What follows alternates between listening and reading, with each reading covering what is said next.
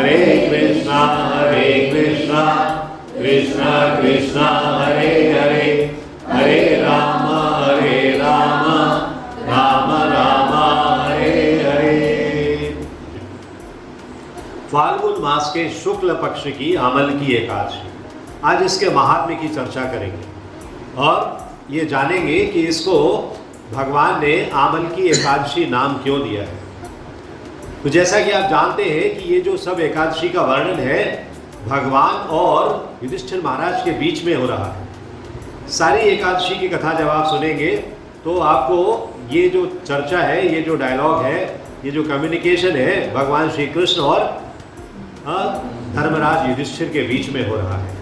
तो धर्मराज युधिष्ठिर पूछते हैं, हे श्री कृष्ण, अब आप मुझे फाल्गुन मास के शुक्ल पक्ष की एकादशी के महात्म्य का वर्णन बताइए। ये एकादशी क्यों मनाई जाती है, इसका क्या महत्व है।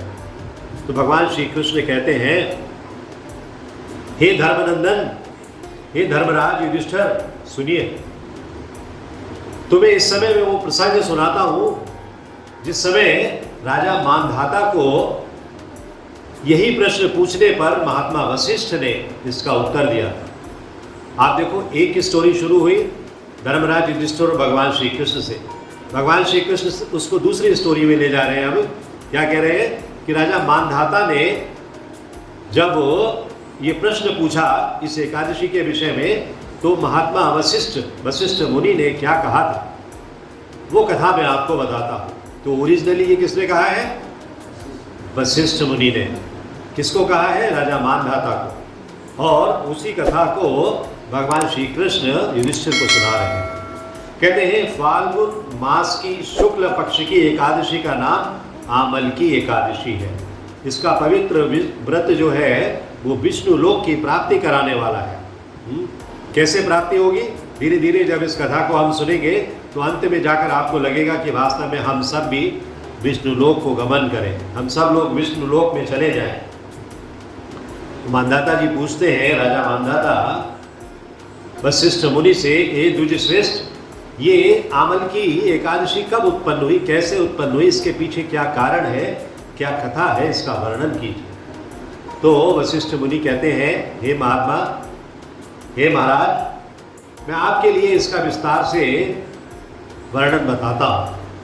ध्यान से सुनिए। इस पृथ्वी पर आमलकी की उत्पत्ति किस प्रकार से हुई है ये बताता हूँ। ये जो आंवला देखते हैं ना बाजार में बिकता है 40 रुपया किलो, 50 रुपया किलो, ये आंवला कहाँ से आया है? हाँ, और इसके ऊपर ये क्या इसका महत्व है?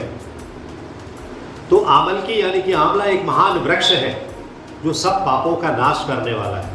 ये जो वृक्ष, आंवले का वृक्ष, जो भगवान विष्णु के थूकने पर, भगवान विष्णु ने थूका और उनके मुख से चंद्रमा के समान कांतिमान एक बिंदु प्रकट हुआ। भगवान का थूक भी इतना इंपॉर्टेंट है, इतना महत्वपूर्ण है कि उससे क्या हुआ, एक बहुत ही स्पार्कलिंग एक बिंदु बाहर निकला भगवान के मुंह से, और वो बिंदु जहां पृथ्वी पर गिर गया वहीं पर ही आंवला का पेड़ उत्पन्न हो गया। तो ये आमल की एकादशी जो है, आंवले का ये महान वृक्ष, साधारण वृक्ष नहीं है। भगवान ने किसी और वृक्ष के लिए थूक कर पैदा नहीं किया। भगवान के हर एक अंग से, हर एक रोम से तमाम सारे ब्रह्मांड निकले हैं और भगवान के थूक से ये आंवले का वृक्ष निकला है। अब आप कहेंगे ये तो भगवान का झूठा है, हम क्यों खाएंगे?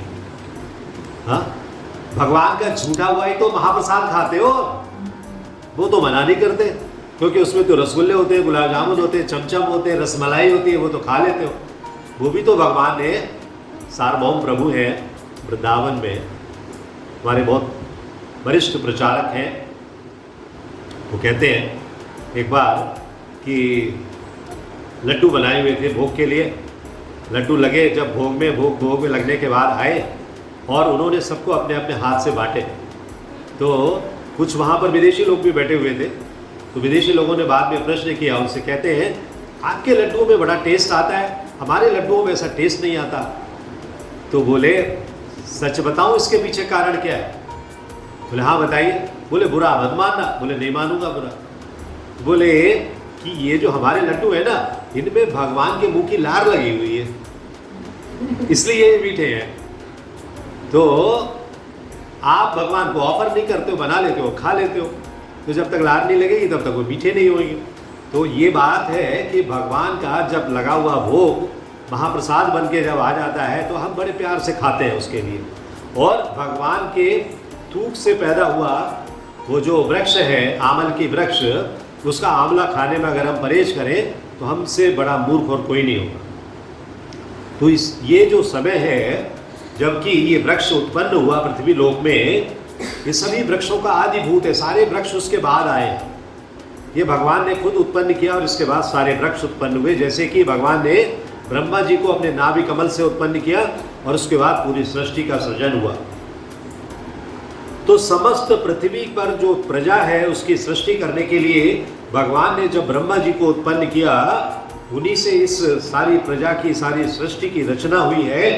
तो जितने भी देवता हैं, दानव हैं, गंधर्व हैं, यक्ष हैं, राक्षस हैं, नाग हैं, जितनी भी प्रजातियां हैं वो सब ब्रह्मा जी से आ रही हैं और ब्रह्मा जी ने उनको जन्म दिया है। और ब्रह्मा जी को जन्म किसने दिया? भगवान ने दिया है। तो ये सारी सृष्टि भगवान से आ रही है। अब ये क्यों बता रहे हैं? अभी इसलिए बता रहे हैं कि आपको जो ओरिजिन है सृष्टि का वो आपको पता लगना चाहिए। कल को कोई पूछता है कि सृष्टि तो आइंस्टीन ने बना दी थी, हम लोग तो बंदर के पूर्वज हैं। अरे बंदर किसने बनाए थे? बंदर हमारे पूर्वज हैं, तो बंदर किसने बनाए थे? बंदर तो भगवान ने बनाए हैं ना। तो अगर हम बंदरों के वंशज हैं तो भगवान राम कहाँ से आ गए? फिर भगवान राम तो नहीं होना चाहिए था, बंदर ही होते थे खाली। लेकिन भगवान राम भी थे, बंदर भी थे, दोनों साथ साथ थे त्रेता युग में।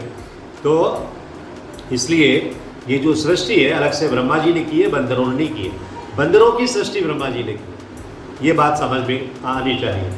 तो जहाँ जब ये सृष्टि हुई उस स्थान पर बहुत सारे देवतागण, ऋषिगण उपस्थित थे और ये विष्णु भगवान को सबसे प्रिय आमलकी का वृक्ष भी उपस्थित था। एक ही वृक्ष था वहाँ पर उस समय, आमलकी का वृक्ष, और सारे देवी देवता, सारे गंधर्व, सभी लोग उपस्थित थे। तो उसे देखकर देवताओं को बड़ा विस्मय हुआ है। देवता कहते हैं यहाँ पर सब बाकी लोग तो देवलोक से आए हुए लोग हैं और एक ही वृक्ष कहाँ से आए? आमलकी वृक्ष। एक दूसरे पर दृष्टिपात कर रहे हैं और देख रहे हैं, उत्कंठा पूर्वक सोच रहे हैं बहुत ही क्यूरियोसिटी से कि ये वृक्ष क्यों खड़ा हुआ है यहाँ पर, कैसे आ गया है। कहते हैं कि ये वृक्ष ऐसा है जैसे कि मैंने कभी देखा नहीं है। अभी देवी देवता भी कह रहे हैं कि हमने कभी देखा नहीं है ऐसे वृक्ष। क्यों नहीं देखा? अभी उसका स्पष्टीकरण देते हैं। वो क्या कहते हैं कि जैसे पाकड़ का एक वृक्ष होता है, पाकड़ जानते हैं आप लोग? कोई नाम? पाकड़ करके एक वृक्ष होता है, वो बहुत कॉमन वृक्ष है। आप गाँव में जाएंगे बहुत सारे वृक्ष मिलेंगे वैसे पाकड़ के। तो कहते हैं कि उसको संस्कृत में कहते हैं प्लक्ष। तो प्लक्ष या पाकड़ का वृक्ष जो है वो तो आदि वृक्ष है, बहुत समय से चला आ रहा है, लेकिन वो हमारा परिचित वृक्ष है। ये वृक्ष तो हमने पहली बार हम इस लोक में देख रहे हैं। ये वृक्ष कौन सा वृक्ष है? तभी एक आकाशवाणी होती है और उस आकाशवाणी में फिर इस वृक्ष के विषय में बताया जाता है। वो कहते हैं, आकाशवाणी बोलती है, हे महर्षियों, ये जो वृक्ष है ये सर्वश्रेष्ठ आमलकी वृक्ष है जो विष्णु को बहुत प्रिय है, क्योंकि भगवान विष्णु के थूक से ही इसको जन्म मिला है। इसके स्मरण मात्र से गोदान का फल मिलता है। स्मरण मात्र से, सिर्फ आप इसका स्मरण करोगे तो गोदान का फल मिलेगा। इसको अगर स्पर्श कर लोगे तो स्पर्श करने से इससे 2 गुना फल मिलता है। जो गौदान का फल होता है उससे भी 2 गुना फल किससे होता है? स्पर्श करने से। और इस फल को अगर आप खा लोगे भगवान का भोग लगाकर तो इसका 3 गुना पुण्य मिलता है। तो गोदान का फल, गोदान से 2 गुना और फिर 3 गुना। इसलिए सदा हमें क्या करना चाहिए? प्रयत्न पूर्वक इस आमलकी का सेवन करना चाहिए, आंवले का सेवन करना चाहिए। ये सब पापों को हरने वाला है और ये वैष्णव वृक्ष है, क्योंकि भगवान विष्णु ने खुद इसको जन्म दिया है। इसके मूल में विष्णु है। ध्यान से सुनिएगा, इस वृक्ष की कल्पना करिए कि ये वृक्ष आपको दिख रहा है, इस वृक्ष के मूल में क्या है? विष्णु है, उसके ऊपर ब्रह्मा है और उसके स्कंद में, मतलब जो बीच वाला हिस्सा है उसमें रुद्र है, मतलब भगवान शिव है। शाखाओं में मुनि लोग हैं और टहनियों में देवता हैं, उसकी जो ब्रांचेज हैं उनमें देवता हैं, और पत्तों में वसु हैं, फूलों में मरुदगण हैं और फलों में समस्त प्रजापति वास करते हैं। मतलब वो पूरा वृक्ष जो है वो पूरा वृक्ष दिव्य है, डिवाइन है, सामान्य वृक्ष नहीं है कि एक गड़ासा लिया और काट दिया और फेंक दिया। सामान्य वृक्ष नहीं है आमल का। तो आमल की सर्वदेवमयी बताई जाती है। ये जो देवमयी सारे देवताओं का वास है उस वृक्ष में। अतः ये कृष्ण भक्तों के लिए परम प्रिय वृक्ष है। अब ये वृक्ष परम प्रिय है, आमल की नाम क्यों दिया गया है, यहाँ पर बात आ गई। तो ऋषि बोलते हैं हम लोग आपको क्या समझे, आकाशवाणी बता रही है ना ये सब, हम लोग आपको क्या समझे, ऐसे ही कहीं से आवाज़ आने लगी। आप कौन हैं, कोई देवता है, कोई गंधर्व है, कौन है, आप कृपा करके हमें बताइए। तो आकाशवाणी फिर से बोलती है, कहते हैं कि जो संपूर्ण भूतों के कर्ता हैं, भूतों मतलब जीव, भूत मतलब वो भूत पिशाच नहीं, भूतों का मतलब जीव, जो समस्त जीवों के कर्ता हैं और समस्त लोकों के सृष्टा हैं, जिन्हें ज्ञानी भी कठिनता से देख पाते हैं, वही सनातन विष्णु मैं हूँ। आकाशवाणी बोल रही है, भगवान विष्णु आकाशवाणी करके बता रहे हैं कि ये जो आमल की है वो उसका क्या महत्व है। क्या कहते हैं, मैं समस्त जीवों का जन्मदाता हूँ, मैं समस्त जीवों का पालनहार हूँ, मैं उनका पालन करता हूँ, और मैं सनातन विष्णु हूँ, मैं हमेशा रहने वाला हूँ, कभी समाप्त होने वाला नहीं हूँ। तो देवाधिदेव भगवान विष्णु का ये कथन सुनकर क्या होता है कि जो ऋषि मुनि हैं, देवता हैं, वो सभी के नेत्र आश्चर्य से चकित हो गए और वो ऐसे आंखें फाड़ फाड़ कर भगवान को देखने लगे। भगवान है किधर, भगवान कहीं दिख नहीं रहे। वे आदि और अंत रहित भगवान को एक दर्शन करने के लिए उत्सुक हो गए और भगवान की स्तुतियां गाने लगे। ऋषि कहते हैं कि संपूर्ण भूतों के आत्मभूत है आप, आत्मा एवं परमात्मा है, आपको मेरा सादर प्रणाम है। अपनी महिमा से कभी च्युत नहीं होने वाले हैं, आप अच्युत हैं, आप नित्य हैं, हमेशा निवास करने वाले हैं, अंत रहित हैं, आपका अंत नहीं है, आप परमेश्वर हैं, आपको बारंबार प्रणाम है। आप दामोदर हैं, आप कवि हैं, आप सर्वज्ञ हैं, आप यज्ञेश्वर हैं, आप सबको प्रणाम है। ये संस्कृत में वो श्लोक बोल बोल कर प्रणाम कर रहे हैं, स्तुति कर रहे हैं, किसकी, भगवान विष्णु की। हाँ, तो भगवान विष्णु प्रसन्न होते हैं और कहते हैं, देवी देवता कहते हैं, मायापते आपको प्रणाम है, आप विश्व के स्वामी हैं, अब हम सबके ऊपर कृपा करें। तो ऋषियों ने जब इस प्रकार स्तुति की भगवान विष्णु की, तो भगवान श्रीहरि बहुत संतुष्ट हो गए और प्रसन्न हो गए और बोलते हैं, महर्षियों आपको कौन सा अभीष्ट वरदान दूँ अब मैं। भगवान जब प्रसन्न होते हैं तो वरदान देते हैं, और जब भगवान क्रुद्ध होते हैं तो श्राप देते हैं। हाँ, तो भगवान प्रसन्न हो गए, भगवान कहते हैं अब बोलो क्या मांगना है। जैसे माँ अपने बच्चे से प्रसन्न होती है तो पूछती है, बता क्या खाना है, तुझे वही बना देती हूँ, है ना। तो वो बच्चे के लिए वरदान है। इसी तरह से भगवान पूछ रहे हैं, हे ऋषिगण आप बताइए, मैं आपकी इस स्तुति से प्रसन्न हुआ हूँ, आपको क्या मैं प्रदान करूँ, कौन सा वर दूँ। कहते हैं भगवान, यदि आप संतुष्ट हैं तो आप हम लोगों के हित के लिए कोई ऐसा व्रत बतलाइए जो स्वर्ग और मोक्ष रूपी फल प्रदान करने वाला हो। अभी देखो सब उच्च लोकों के लोग हैं, वहाँ पर देवी देवता हैं, गंधर्व हैं, मुनि हैं, ऋषि हैं, सब हैं, लेकिन फिर भी और उच्च जाने की इच्छा रख रहे हैं। मुझे ऐसा बताइए, ऐसा कोई व्रत बतलाइए जिससे कि हम स्वर्ग और मोक्ष रूपी फल को प्राप्त कर सकें। तो भगवान विष्णु कहते हैं, हे महर्षियों,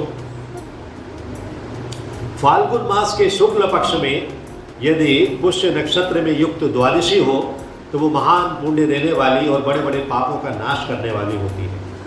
बात तो कर रहे थे एकादशी की, द्वादशी कहाँ से आती है, द्वादशी उससे अगला दिन होता है।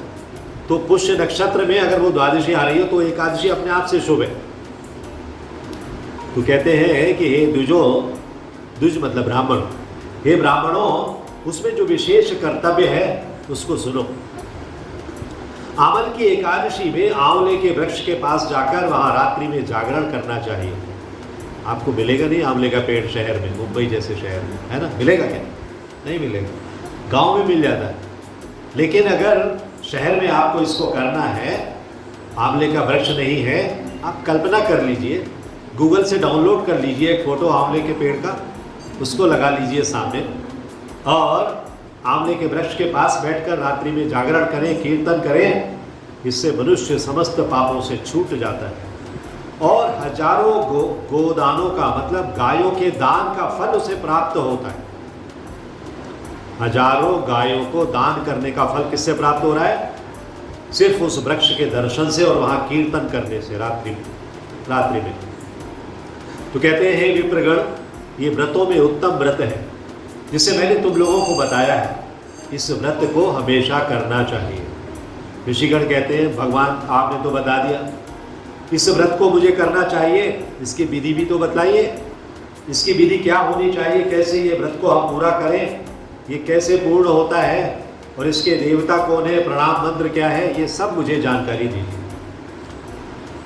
कैसे स्नान और दान करना है, पूजन की विधि कौन सी है, उसके लिए मंत्र क्या क्या है, इन सब बातों का वर्णन कीजिए, तब हमारी संतुष्टि हो। भगवान सोच रहे हैं कि अभी तक तो इन्होंने सिर्फ ये पूछा था कि मेरे उत्तम भाग्य के लिए क्या होना चाहिए, अभी और आगे का वर्णन पूछ रहे हैं। हाँ, तो धीरे धीरे करके उत्कंठा बढ़ती जाती है। भगवान विष्णु कहते हैं, हे ब्राह्मणों, इस व्रत की जो उत्तम विधि है उसे मैं आपको बताता हूँ, ध्यान से सुनिए। क्या कहते हैं कि एकादशी को प्रातःकाल दंत धावन करके, मतलब टूथब्रश करें। दंत धावन का मतलब क्या है? टूथब्रश करके स्नान करें और पुंडरीकाक्ष हे अच्युत हे विष्णु, इन सब का ध्यान करते हुए एकादशी को निराहार रहकर दूसरे दिन भोजन करने का संकल्प लें। सुबह स्नान ध्यान करें, भगवान की पूजा करें और ये व्रत करें कि आज मैं निराहार रहूँगा और द्वादशी के दिन भोजन प्राप्त करूँगा, और भगवान से ये निवेदन करें कि आप मुझे अपने शरण में रखें।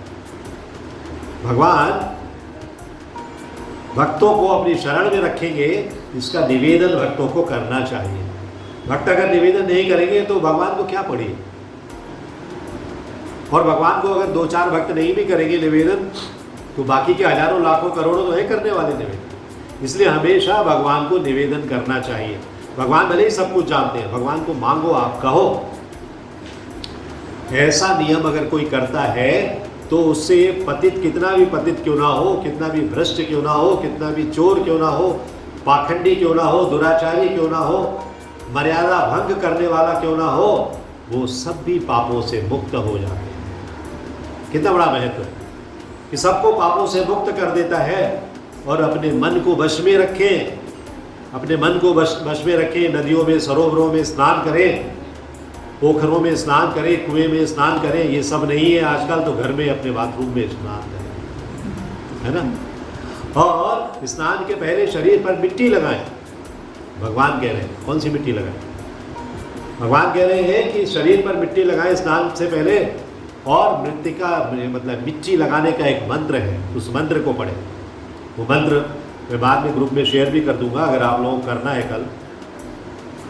और मिट्टी अगर आपको कहीं नहीं मिलती है तो आप घर के गमले में से मिट्टी निकाल सकते हैं, वो मिट्टी थोड़ा थोड़ा लगाकर आप स्नान कर सकते हैं। वो मंत्र है अश्वक्रांते रथ क्रांते विष्णु क्रांते वसुंधरे। अश्वक्रांते रथ क्रांते विष्णु क्रांते वसुंधरे वृत्तिके हरिमे पापम। वृत्तिके मतलब मिट्टी, मेरे पापों को हरो जन्म कोट्याम समर्जितम। पद्म पुराण में ये उल्लेख आता है, जब भगवान इस चीज़ को बता रहे हैं तो कहते हैं कि हे वसुंधरे, वसुंधरे मतलब पृथ्वी, जहाँ से मिट्टी आ रही, मिट्टी की प्रेयर हो रही ना अभी, ये मिट्टी तुम्हारे ऊपर अश्व और रथ चला करते हैं, मतलब घोड़े और रथ उस मिट्टी पर ही चलते हैं ना। आपने देखा कुरुक्षेत्र में जब युद्ध हुआ तो कितनी बड़ी भूमि, अभी हम लोग जाकर देख कर आए थे, 48 कोस की भूमि पूरी कुरुक्षेत्र है। 48 कोस कितना बड़ा होता है। वहाँ पर घोड़े दौड़ रहे हैं, हाथी दौड़ रहे हैं, रथ चला कर रहे हैं, और उस मिट्टी का उस मिट्टी के लिए हम प्रे कर रहे हैं, स्तुति कर रहे हैं उसे अपने शरीर पर लगाते हुए। और वामन अवतार के समय भगवान विष्णु ने भी उसी मिट्टी से युक्त धरती को अपने चरणों से नापा था। हाँ, अपने चरणों से नाप लिया। किसने? वामन अवतार में भगवान विष्णु ने। तो हे मृत्तिके, मैंने करोड़ों जन्मों में जो पाप किए हैं, मृत्तिके हर में पापम, मेरे उन सब पापों को हर लो। तो मिट्टी का थोड़ा सा लेप करें स्नान करने से पूर्व, और उसके बाद स्नान करें। अभी स्नान करने के समय मंत्र है, स्नान करने के समय किसके लिए मंत्र है? वो जल के लिए मंत्र है। त्वं माता सर्वभूतानां जीवनम तत्तु रक्षकम, स्वेद ज्योतिभिज जाति नाम रसानाम पतये नमः। स्नातो अहम सर्वतीर्थेषु हृदय प्रसव वशेनु च नदीषु देव खातेषु इदम स्नानम तुम्हें भवेत्। ये भी पद्म पुराण में भगवान इसका वर्णन करते हैं। और जब ये वर्णन करते हैं तो बताते हैं कि अनुवाद में मैं आपको बताता हूँ कि जल की अधिष्ठात्री देवी, जल के लिए कह रहे हैं, जल की जो प्रिसाइडिंग डीटी है उनके लिए कि हे माता, तुम संपूर्ण भूतों के लिए जीवन हो, मतलब समस्त जीवों के लिए जीवन हो।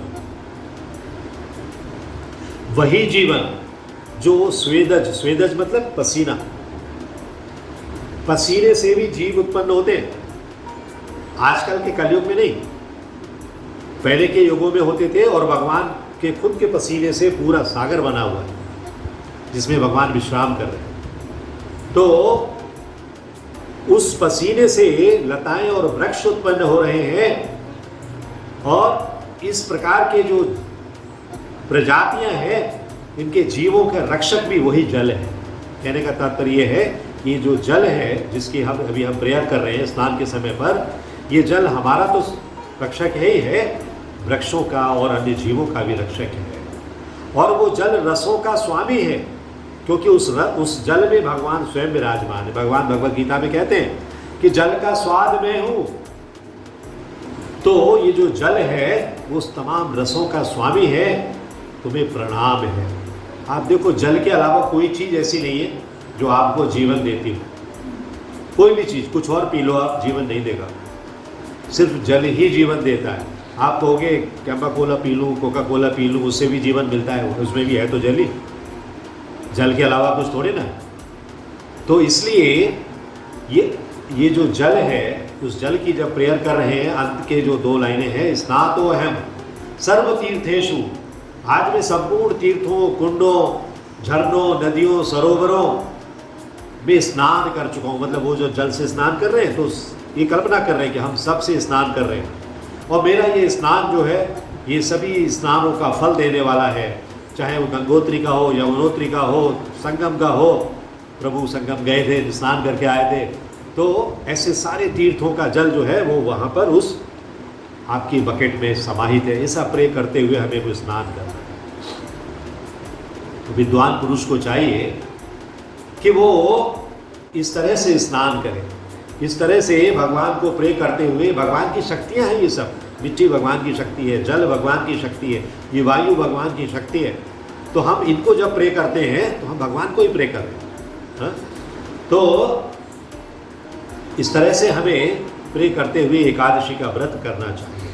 अभी विधि बताने के लिए भगवान कहते हैं कि एक विद्वान पुरुष को क्या करना चाहिए कि भगवान परशुराम की एक छोटी सी मूर्ति, एक छोटा सा विग्रह बनाना चाहिए परशुराम का। अगर वो भी नहीं है तो परशुराम जी का चित्र बना लीजिए, गूगल से डाउनलोड कर और उसको स्थापित करिए अपने मंदिर में।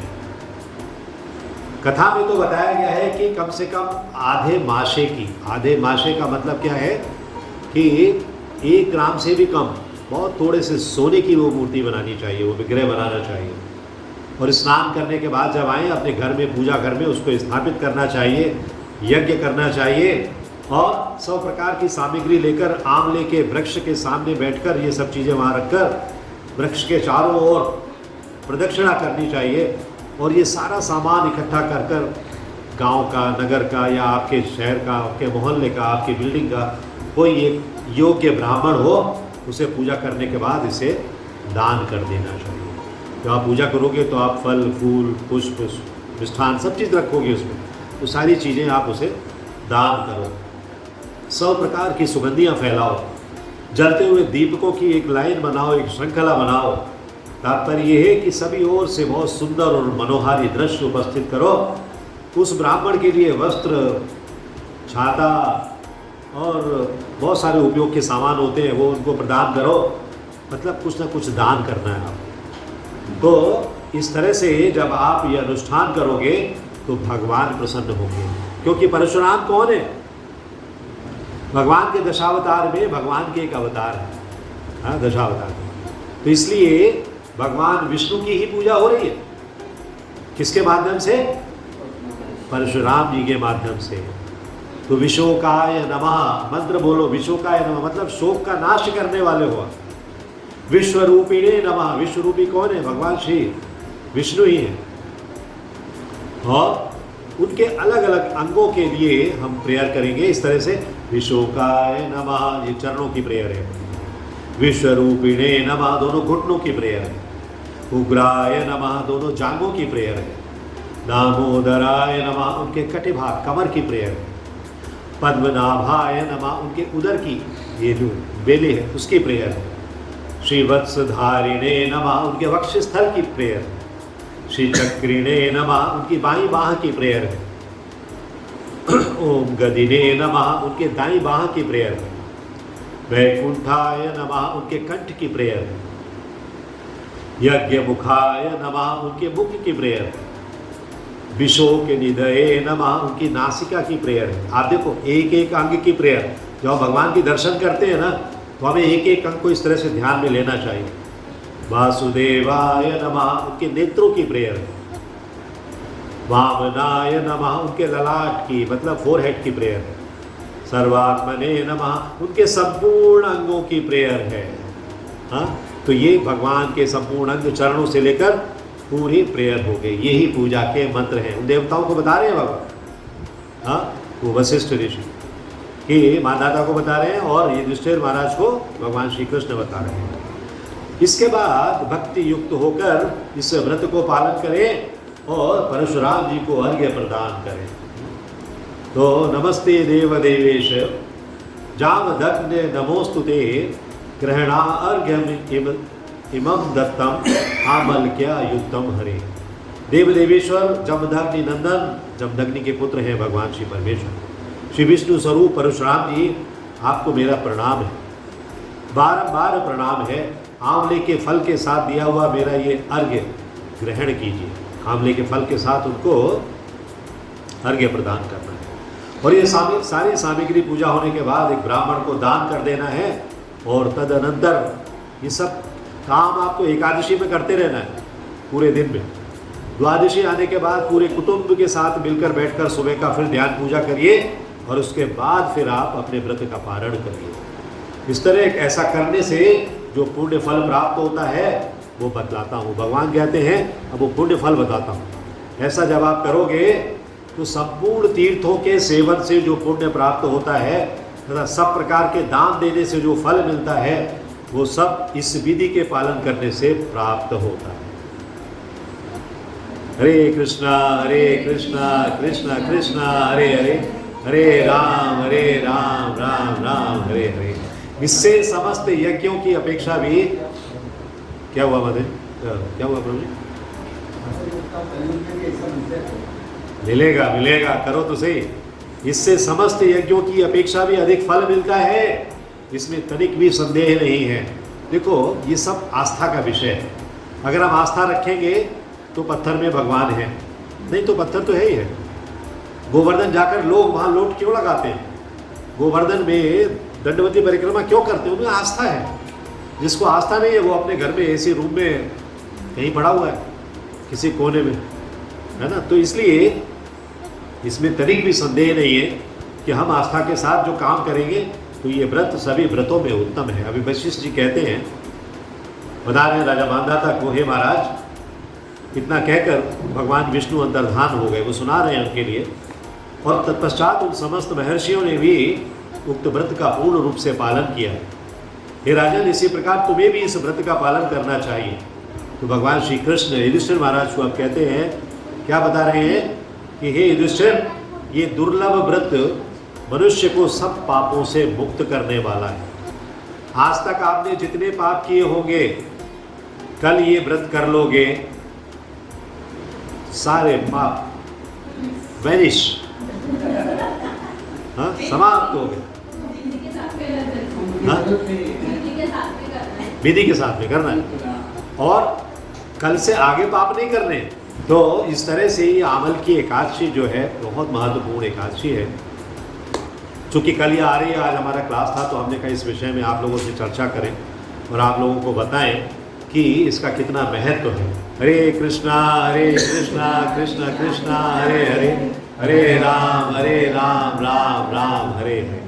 If you like this video, press the like button and share it with your family and friends. If you want to watch more such videos, please subscribe to our channel, and for getting updates, press the bell icon.